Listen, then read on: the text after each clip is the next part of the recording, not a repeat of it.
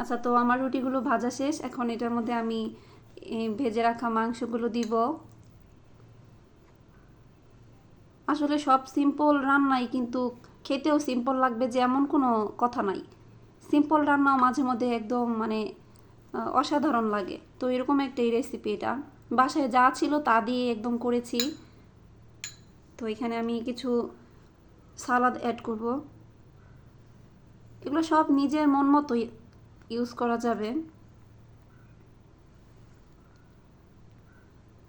আর যে খাবারে mayonnaise sauce use করা হয় এগুলো মজা না হয়ে যাবে কোথায়?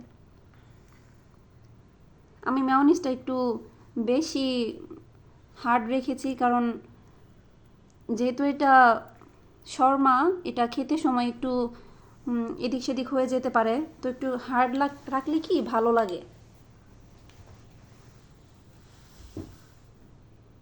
আর এই তো একটু সস দিয়ে নিচ্ছি।